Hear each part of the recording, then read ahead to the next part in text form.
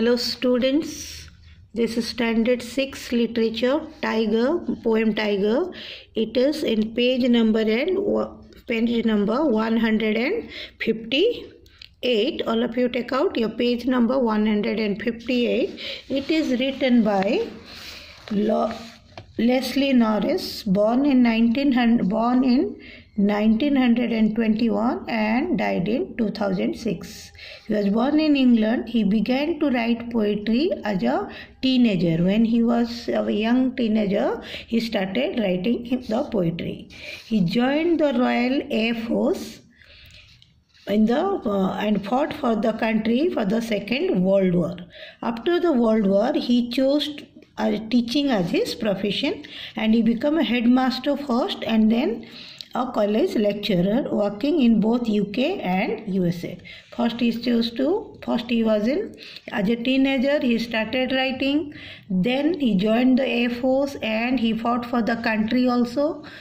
But then in Second World War, after the World War, he chose to become a teacher, and he became the headmaster first and then the college lecturer. After working some time, then he left both, and he was teaching both in UK and USA. In 1974, he left his job, and what did he do? He started writing, full-time writing, and he won a poem and short stories. He won several prestigious awards for his poems and other short stories. So in this poem, Tiger, he is speaking about a tiger who's supposed to live in the jungle, but here he's seeing the tiger. It is caged in a zoo. Generally, for the entertainment of the people, we keep, we keep the tiger, such huge animal, we keep it in the zoo so that people can come and see. So we think they feel very happy, but no, it is not their place to live. Their place is to live in the dense forest. But here it is caged in the zoo, crawling up and down in its cage. So let us go line by line. He stalks in his vivid stripes the few steps of this cage on the pads of velvet quiet in his quiet rage. So what he is doing? He stalks in the vivid stripes. So his body is very much visible, the stripes, the body, beautiful body he has.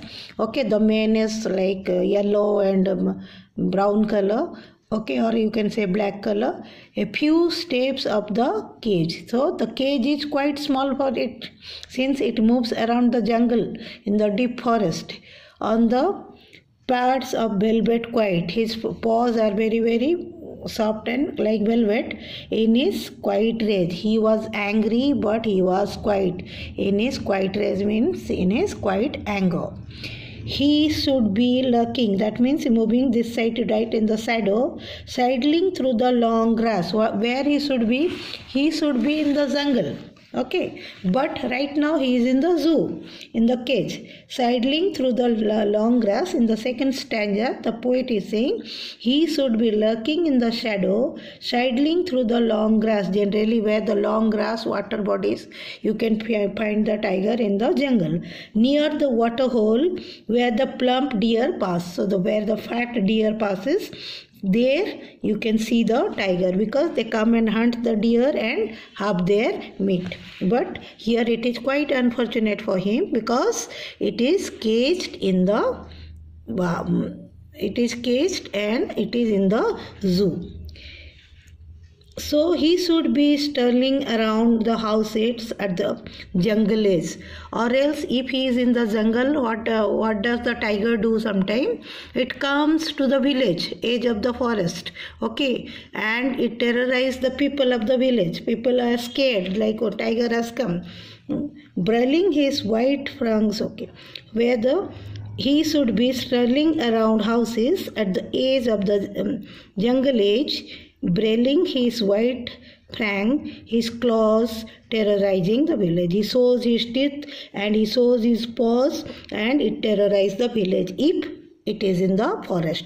But right now where it is in the zoo. Okay, so but he locked in the concrete cell.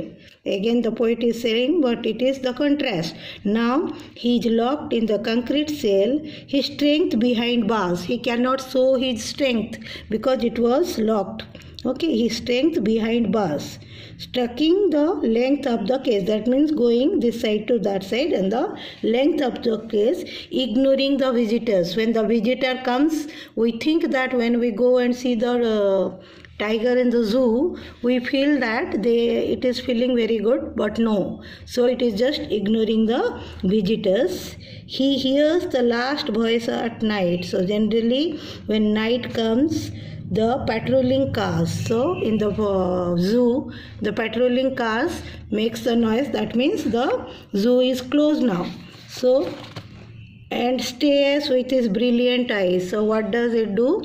It thinks that now nobody will come and disturb me. So he stares at the sky with his brilliant eyes towards the stars. Okay, so this is the poem about the what? About the tiger. Okay, in this poem the poet describes the life of a caged tiger, contrasting a tiger when it is the natural habitat and when it is imprisoned in the zoo. It's supposed to live in the natural habitat like the jungle, but now it is imprisoned in the zoo. The tiger is shown stalking around his tiny bird locked the concrete cage. That means it is in the tiny bar and it is locked in the concrete cage. Instead, he should be moving freely in the long jungle. Where he should be? He should be supposed to be in the long jungle, in the jungle where the long grasses are there, hunting deer at the water bodies or at the water holes around the terror, or else it can sometimes come to the jungle edge and terrorize the people. Okay, or the villagers. In his vibrant stripes, the tiger in the fog. Okay, so it goes like this. In his vibrant stripes, the tiger roam around the small space in his case. He walks silently on his velvet-like paws in a quiet rage. Quiet rage means in quiet anger. The poet says that the tiger should actually be in the forest, hiding and waiting in the shadows of sidling through the tall grass in the second stanza. Okay, but near the water hole where the plump deer come, the fat deer comes. He should be snarling at the houses or else it comes to the edge of the jungle and it terrorize the people. That he is supposed to do. But right now it is caged in the jungle and it is quite irritated, but it is silent. It is not saying anything. It is silent, and in the last stanza the poet is saying that when he can hear the patrolling of the zoo, that means he understands that nobody will come and see him. So in his brilliant eyes he looked at the sky and stared at the stars and looked at the stars. Okay, so this is the poem about tiger written by Leslie Norris. That's it. Thank you.